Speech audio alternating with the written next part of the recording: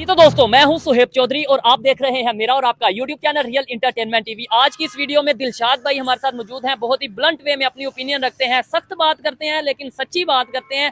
इनसे आज जिस टॉपिक पे हम वीडियो रिकॉर्ड करने जा रहे हैं, जाकिर नाइक पाकिस्तान में मौजूद हैं और बहुत ज्यादा कंट्रोवर्शियल इस टाइम बन चुके हैं। बहुत ज्यादा कंट्रोवर्सी का सामना करना पड़ रहा है। खवातीन को लेके कुछ स्टेटमेंट दी हैं, इसके अलावा पाकिस्तान को लेके कुछ स्टेटमेंट दी हैं। सुनने में आ रहा है कि पाकिस्तान खास और लाहौर में बैन भी कर दिए गए हैं। इसके ऊपर बात करेंगे, साथ ही साथ रतन टाटा सर के ऊपर बात करेंगे और साथ हम एससीओ की मीटिंग जो पाकिस्तान में 2-3 दिन तक होने जा रही है उसके ऊपर भी बात करेंगे। अस्सलाम वालेकुम दिलशाद भाई। वालेकुम सलाम। कैसे हैं आप? अल्हम्दुलिल्लाह ठीक ठाक हैं। जी। दिलशाद भाई, क्या कहना चाहेंगे आप? अगर जाकिर नाइक की बात करें, पाकिस्तान में आए, बड़ा प्रोटोकॉल दिया गया, लेकिन फिर भी उन्होंने गिला शिकवा किया कि भाई मैं 1000 kg वेट लेके आया था, वो 500 kg फ्री किया, बाकी नहीं किया। इसके अलावा खवातीन को लेके कुछ स्टेटमेंट दी, क्या कहना चाहेंगे? सबसे पहले तो मैं डॉक्टर जाकिर नाइक को साइड पे रख के मैं बात करना चाहूंगा रतन टाटा के ऊपर, ठीक है। और उन्होंने जो पूरी इंसानियत के लिए और पूरी अपनी कौम के लिए उन्होंने बगैर किसी बिला तफरका जो मजहब को लेके या किसी भी चीज को साइड पे रख के उन्होंने सिर्फ प्योर इंसानियत की खिदमत की। उस चीज को हम ट्रिब्यूट पेश करते हैं। और इस वक्त सिर्फ इंडियन कौम सोग में नहीं है बल्कि पूरी दुनिया सोग में है,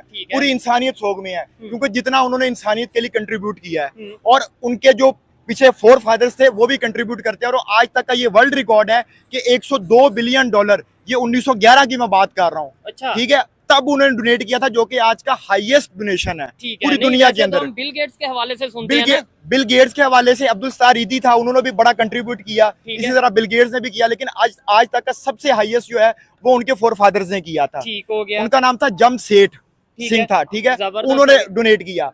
अब देखिए हमारी कौम जो है वो क्या किधर जा रही है, और देखें वो रतन टाटा की बात कर रहे हैं और हम अभी तक आटा पे फंसे हुए हैं, ठीक है, और पूरी दुनिया उसको ट्रिब्यूट पेश कर रही है। ठीक है, यानी कि पाकिस्तान में आटे को लेकर डिस्कशन की जा रही है, इंडिया में रतन टाटा को लेकर जो उनसे इस टाइम अफसोस और जो गम का माहौल है। अच्छा दिलशाद भाई, मुझे ये बताएं, आपने जैसे अब्दुल सत्तार ईदी की बात की है और साथ ही साथ रतन टाटा की बात की है, दोनों ने इंसानियत के लिए काम किया। पाकिस्तान ने अपने हीरोज को कैसे ट्रिब्यूट पेश किया या कैसे ट्रिब्यूट पेश करते हैं? हम तो ये देखते हैं पाकिस्तान में अब्दुल सत्तार ईदी पे भी फतवा लग गया।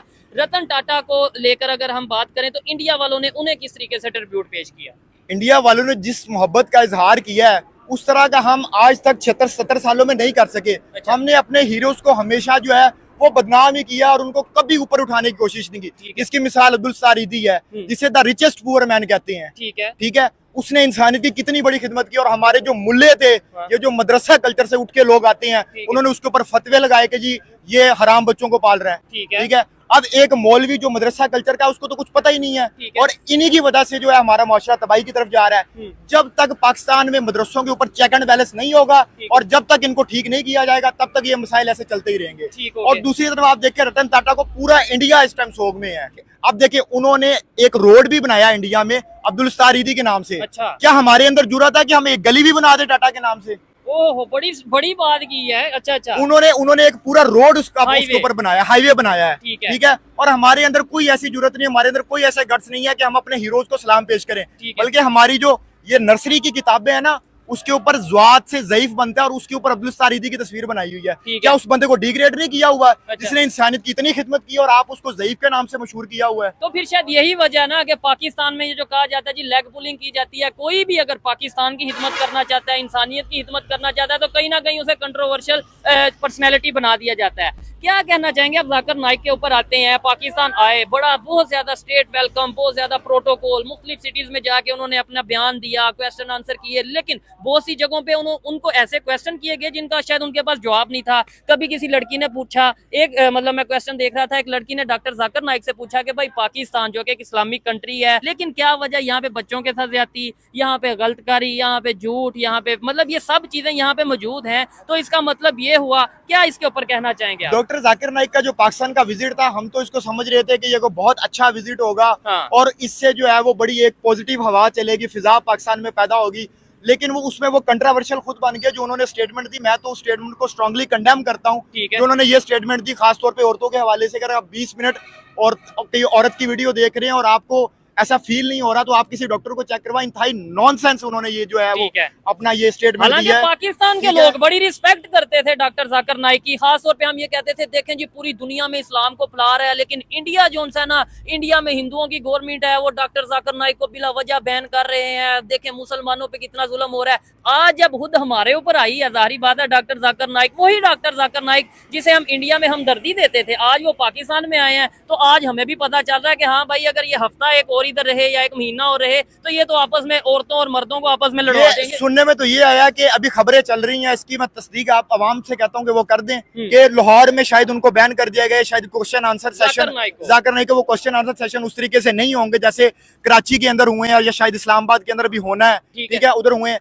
देखिए पाकिस्तान में इस टाइम 52% खवातीन मौजूद है, ठीक है, खवातीन हमारी मर्दों की निस्बत ज्यादा और उनकी नुमाइंदगी भी ज्यादा है। और अगर हम इस तरह खवातीन के बारे में इस तरह की स्टेटमेंट्स देंगे तो मेरा नहीं ख्याल कि हम इखलाकी तौर पे या इकोनॉमिकली या किसी भी तरीके से हम आगे जा पाएंगे। पहले हमारे ऊपर ये टैग लगा हुआ है, ये दहशतगर्दी वाला टैग लगा हुआ है, फिर ऊपर से जो हमने मुल्ले तैयार कर दिए हैं, कोई उठाते हैं, उठा के बंदूक किसी को मार देते हैं, किसी का गला काट देते हैं।